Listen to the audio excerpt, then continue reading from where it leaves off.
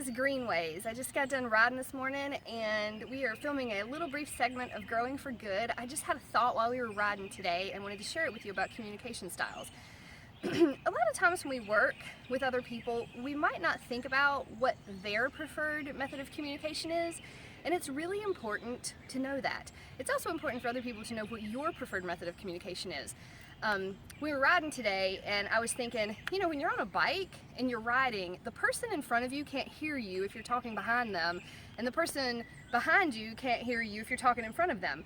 So we have signals, so people know when you're going to turn left or when you're going to turn right or when you're going to stop or whatever. Maybe people come up with their own special signals that mean I need to go to the bathroom or I need to take a break and get something to eat or whatever. The same is true in everything that we do in all facets of life, but definitely in our work environments.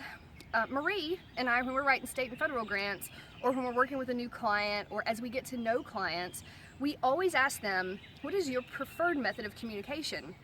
Because she and I are very flexible.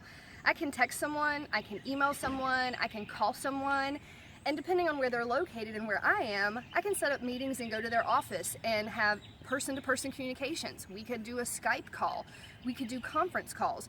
There's lots and lots of different types of communication. Depending on someone else's schedule, their personality type, the resources they have, they may prefer one over the other, and it's helpful to know that.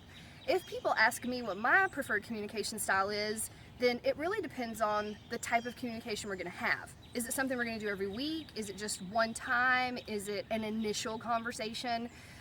Is it just for a piece of information? I'm big on texting. Text me the information and we don't have to have a 20-minute conversation. I'm fine with that. Person-to-person conversations are good for me too. I'm kind of flexible.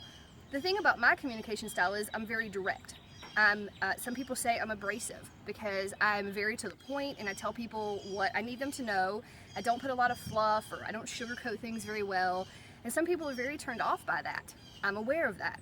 So I always offer to people, I can text you, I can email you, I can talk to you on the phone.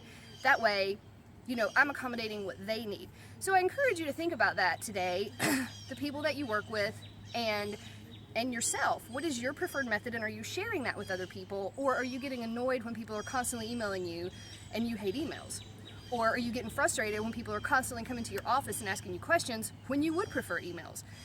If you don't communicate that with them and let them know that's your preferred method, they don't read minds.